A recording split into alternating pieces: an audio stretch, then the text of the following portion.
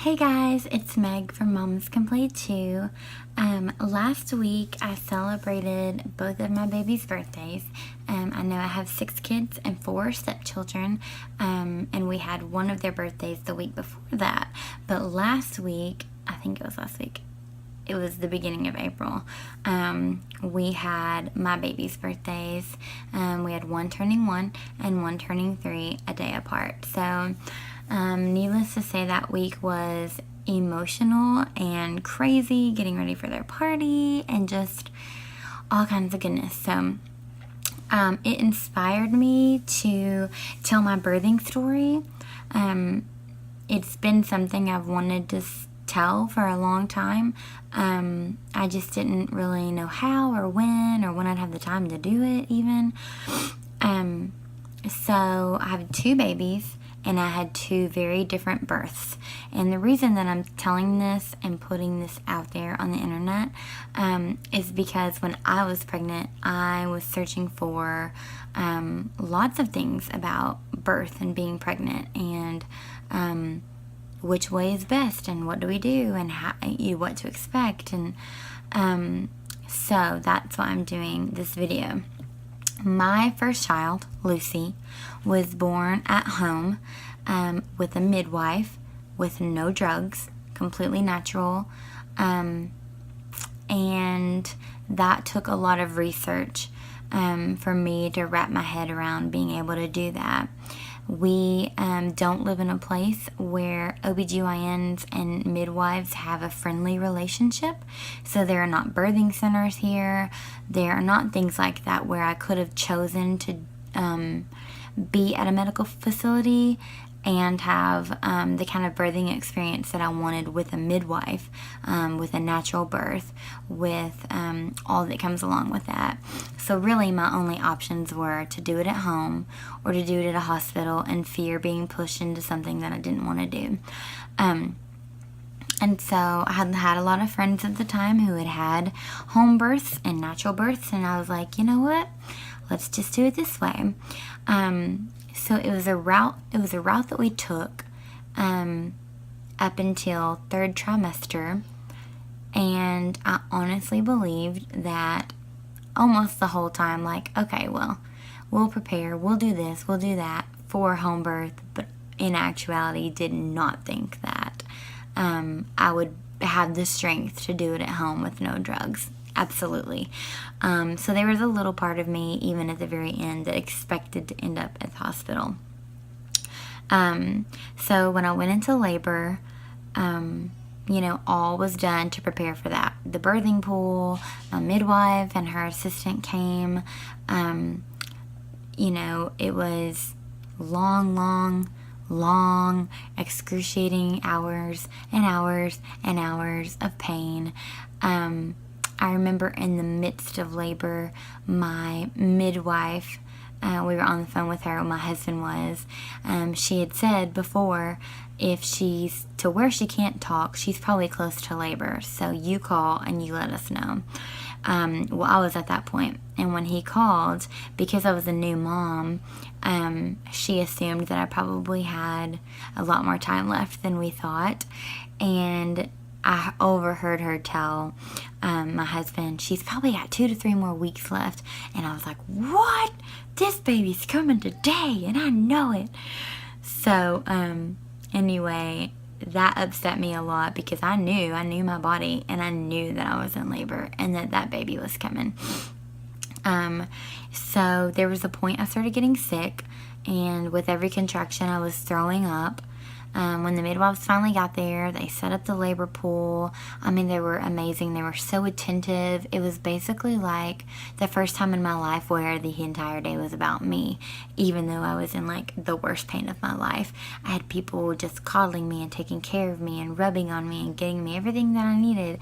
They allowed me to eat. They allowed me to drink. It was in the comfort of my own home, with my own towels, with my own blankets and pillows and all kinds of fun stuff. So other than the pain, the experience was good. People say when you research like home birth or natural birth that there's a euphoric state that you enter into. during a certain time of the birth. I felt out of it the entire birth. Like, you ask me things that happened, I don't remember things I said.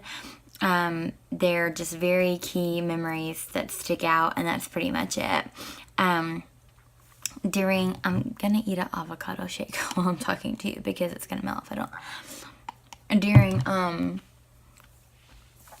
Let's see. What was I about to say? See, that's why I need avocado in my life. Right, so I don't remember anything that was said, especially towards the end.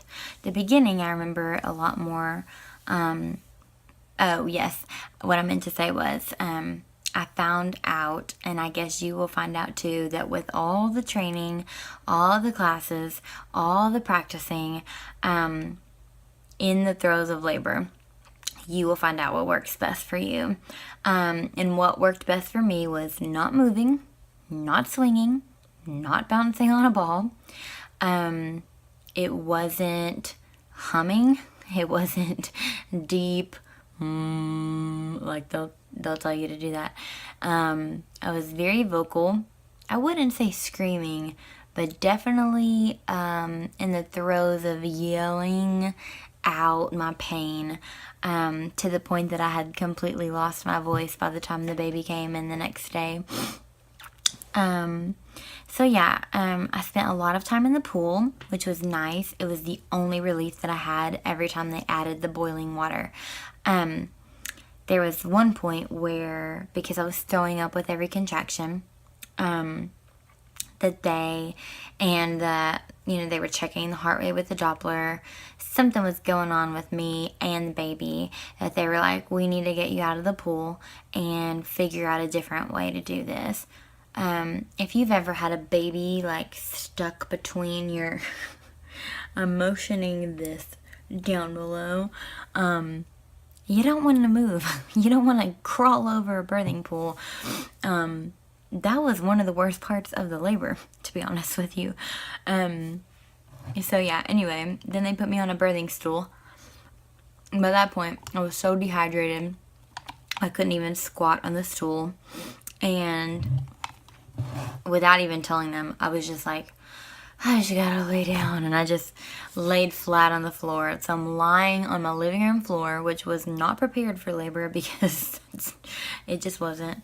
And they're all, whispering and talking like, we need to transport. We're going to have to take her to the hospital. She's losing too much fluid.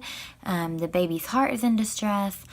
And so my husband is panicking, and the midwives are just saying, this is what we need to do. We lived about a block from the hospital. So they didn't think it would be a big deal. But my body was like pushing with contractions, even though I wasn't like mentally there to like, oh, come on out, push. Oh, I have paint on my hands from my daughter. We were watercolor painting a while ago. Anyway, so I knew mentally, without even really being able to speak it, that if we moved, I would have the baby in the car, even though we lived a block from the hospital. So yeah, I just ignored everything and started pushing, and the ring of fire happened, and then she came out. So, I was so exhausted, I didn't cry. I was dehydrated, so I probably couldn't have cried. But what was nice about doing it at home was after that, after they deliver the placenta, after, all of that, whatever, pain and stitching up. Yeah, I had no drugs for the stitching too, so good times. After all that, I got to go take a lovely hot herbal bath in my bathtub, with candles all over the place, and my husband sitting right beside me. They clean up the baby a little bit, and then they bring her to me, and she gets to lay on my chest. And right there, for the very first time, she nursed, right there in that awesome bath. And that, to me, that memory was worth all of it. And it's so funny because as incoherent as I was the entire birth, as soon as she came out, I was cracking jokes and I was just being funny and like I was back to my normal self. Talking about, oh, what did I say?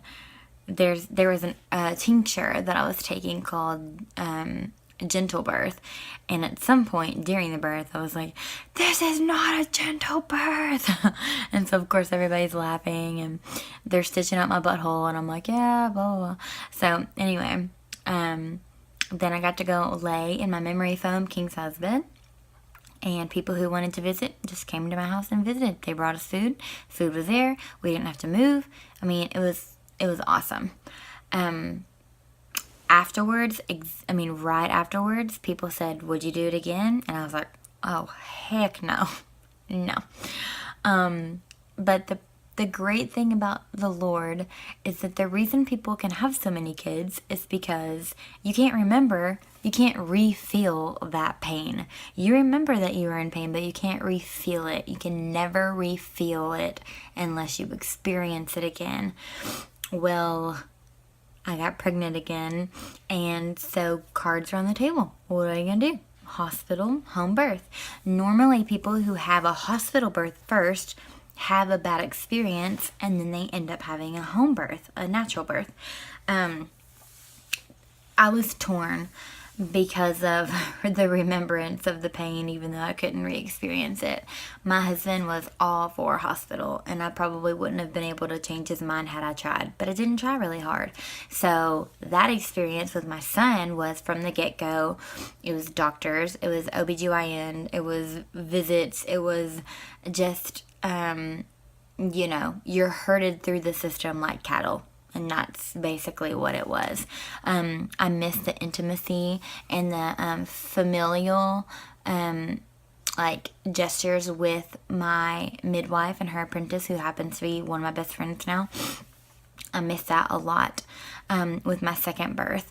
And I just would cry, or I would just be mad after every visit, like I'm just cattle. They're just pushing me through the system, which is true. They did do that, but it's because they have a lot of people that are pregnant and they have lots of babies to deliver. So, anyway, I need to eat more of this before it melts. If you've never had an avocado shake, it's not that bad. Me and my husband are doing keto, so whatever. Hold on. Anyway, so after getting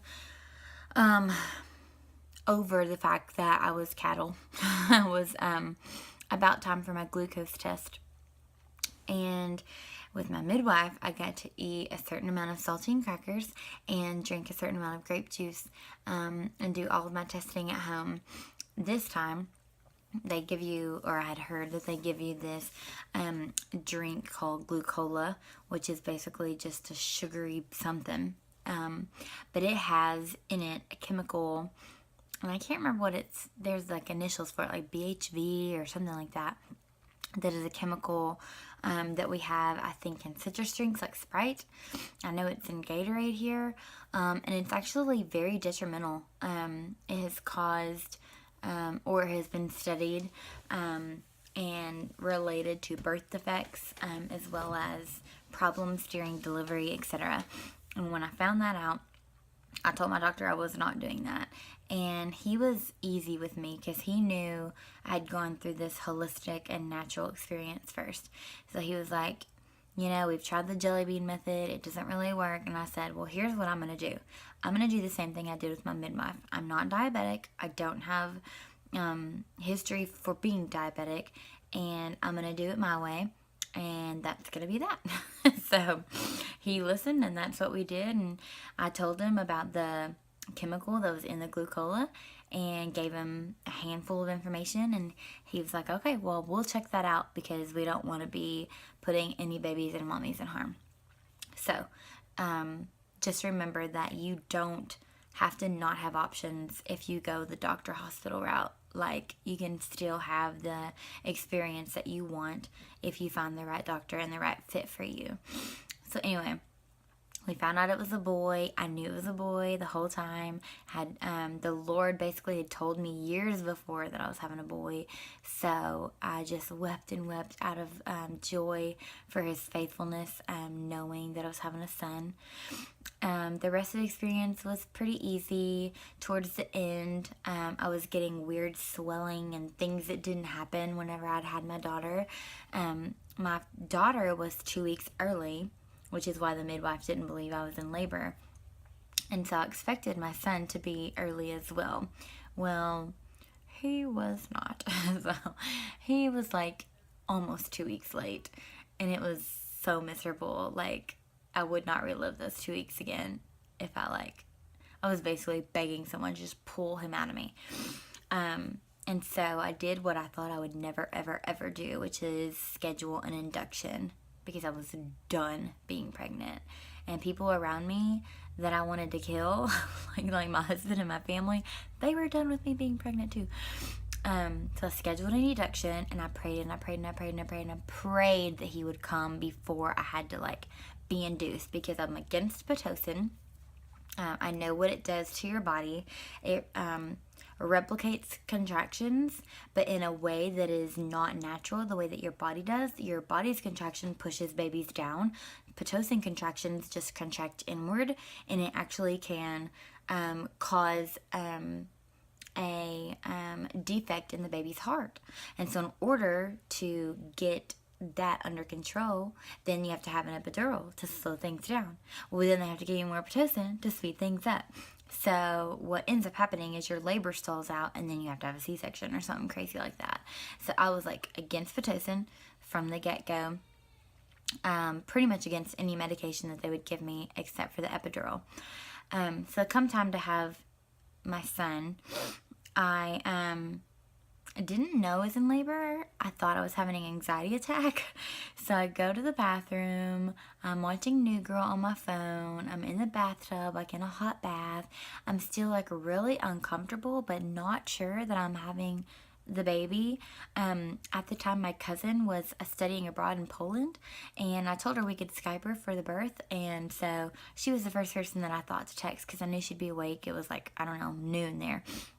And so I texted her, and I was like, it's possible I'm in labor, but you're the only person I'm telling, because I really don't know. My husband was asleep, and it was just a weird situation. So I was kind of up and down, up and down, up and down, and then start having the painful contractions, where I'm moaning. And I had texted my mom. It was about 5 o'clock in the morning, and I didn't even know that my husband had been aware that this was happening. I thought he was asleep.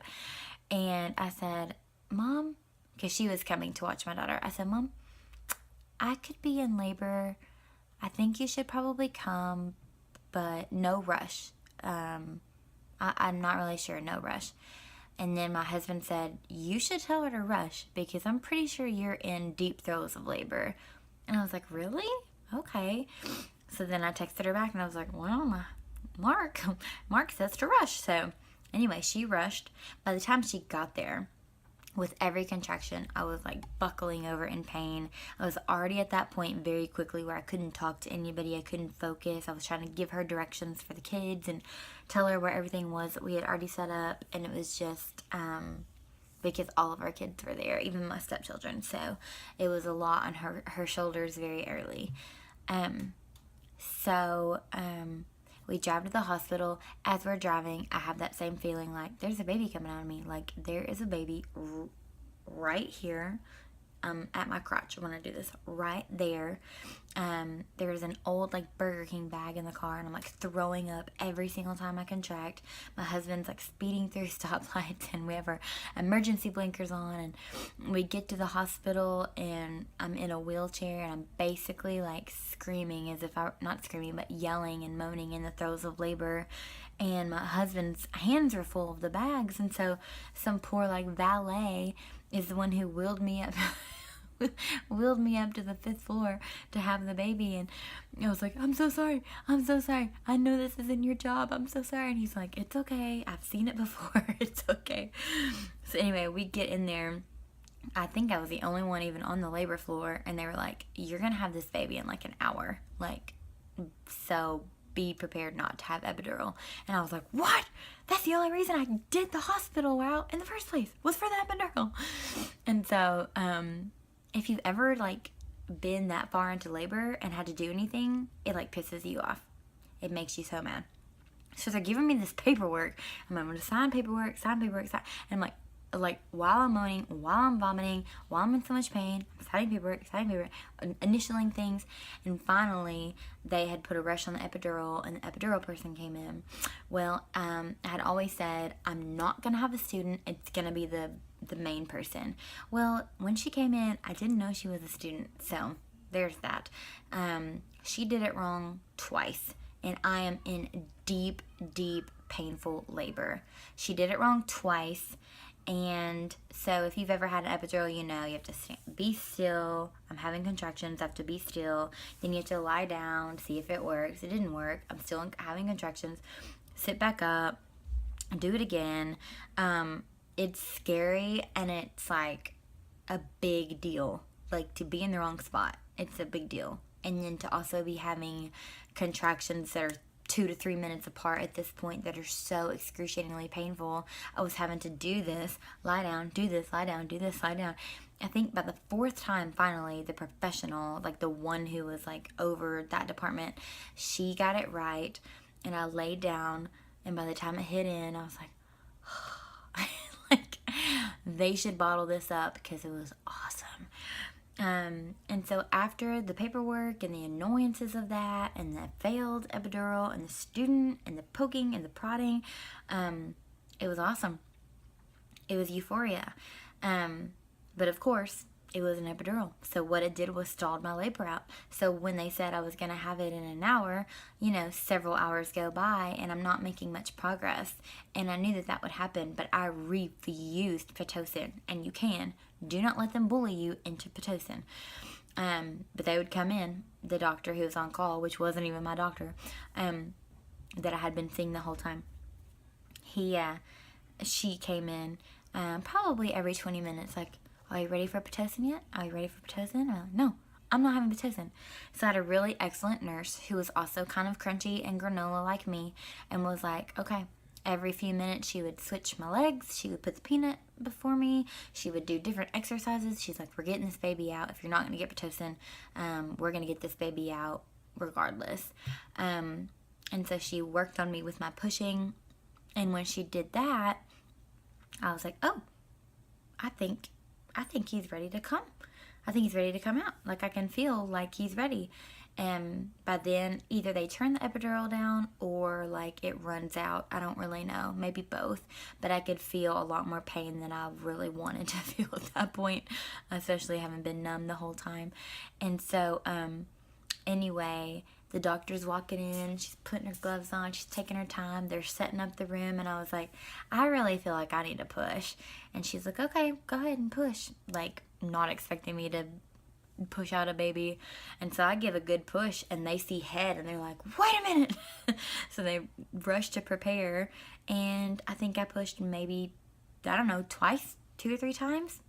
Boop, there he came. And it was awesome. I told them from the beginning I wanted skin to skin right on my chest. Do not take him away from me. Do not go do testing. Do not do this. If you want to do that, you do it on top of me.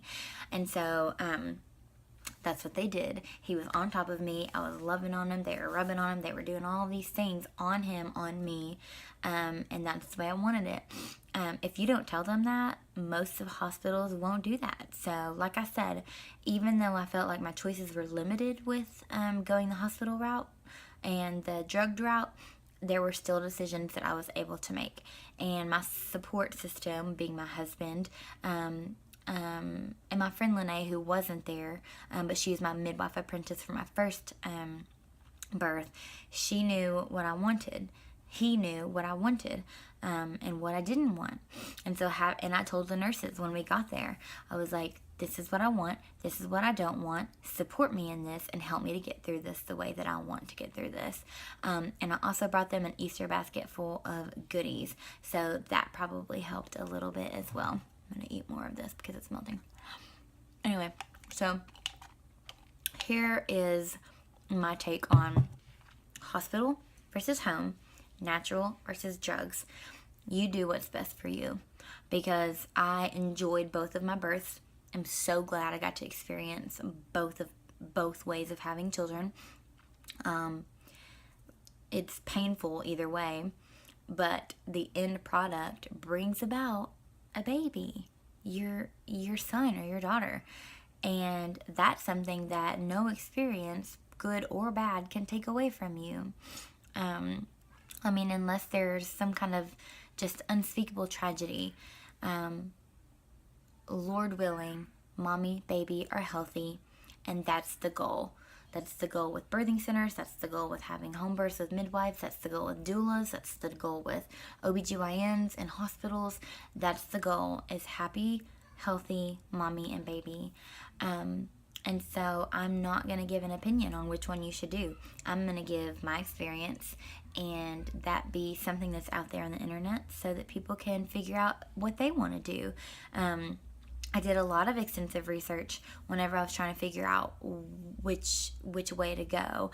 And my first birth leaned me to a home natural birth. My experience with that led me to my second decision, which was, let's try out a hospital. Let's try the drugs. Let's try whatever they have to offer too. There are pros and cons to each. And so what I say is, do your research, do what's best for you, and with either route that you go, know that you have a voice, know that you have decisions that you can make, and that you don't have to be cattle in a system, and that there are people around you, and if not, then put people around you who know what you want, who are loving and supportive of your decisions. And so I'm going to leave you with that. I'm not going to say moms can play too, because this is a birthing video, but go moms. Moms have power. Moms are awesome. I don't know what to say. Moms can pray too. So when you're in the midst of labor and you're feeling the ring of fire, pray. Pray, pray, pray, pray, pray. Hope you enjoyed this video. Give it a big thumbs up if you did, and subscribe if you haven't, because like I said, all kinds of randomness on this channel. Thanks.